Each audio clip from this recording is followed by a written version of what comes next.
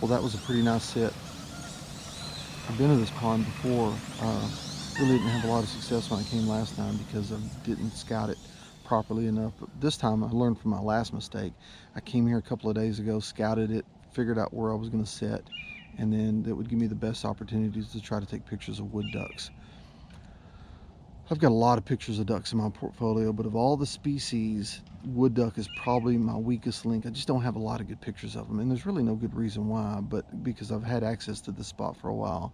But it took me a while to try to figure out what the best approach to photograph it was. And so I scouted it a couple of days ago, figured out where I was going to set up, came back this morning in the dark because the ducks don't roost here, they just feed here, and then worked my way to the east side of the pond, sat down at the edge of the water, just kind of used a ghillie blanket that I have and wore camouflage and just made a makeshift blind that would suffice for today and hope for the best. You know, what makes this pond so attractive to wood ducks is it's surrounded by woods. It's got not only does it have mature oak trees that surround it, these water oaks surround the pond, it also has low-growing brush around the edges of it. And that makes it a challenge from a photography standpoint, but it makes it perfect habitat for these wood ducks because what will happen is crows and blue jays and squirrels will get up in those oaks and they'll try to get acorns for themselves. And when they do, they knock acorns out and they fall in the water.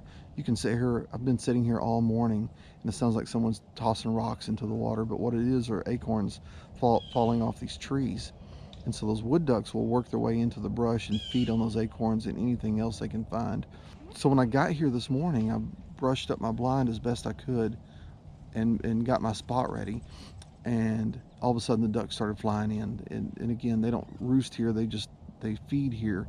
And so the ducks started flying in from everywhere. So I went ahead and got sit down. It was dark. I couldn't take pictures, too dark to take pictures, but it was great listening to them in the dark. And as the sun came up, I noticed I probably had 100 wood ducks all around me. Some were just 4 or 5 feet away. They were just right at my feet. And that sounds like a good thing, but it's really not because I had too many eyes looking at me. So every little move I made, someone was watching. And eventually they spooked and they didn't fly off the pond.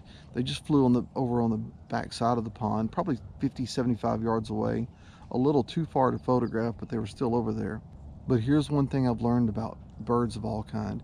If you'll just settle down, don't make a commotion, they'll soon forget you're there. And as long as you're well hidden like I am right now, they'll come back. And so eventually they started coming back, and it was real foggy this morning. We've had warm days. The water's cold, but we've had warm days.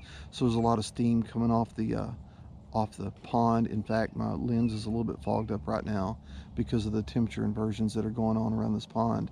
And so it was pretty foggy this morning, which made for great video. I've got some pretty nice pictures of the ducks in the fog. But as the sun came up, I got some good opportunities. Are they award-winning shots? Probably not. Will they supplement my portfolio well? Absolutely. But it's a great opportunity, and it's always fun just to come out and sit and look for wildlife and wait on the birds to come by and just watch them in their natural habitat, and to be able, like I do, sit out in the brush and just be a part of the nature that's around me. And my setup is pretty simple. I'll just come in the morning, try to find me a brushy spot. I've got a little window here that's maybe 10 feet across that I can shoot through. There's brush on the left, brush on the right, so if the birds get on the either left or right of me, I've got some concealment.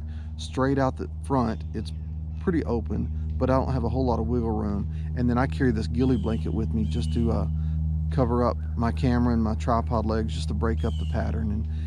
But anyway, it's just great to come out here and sit.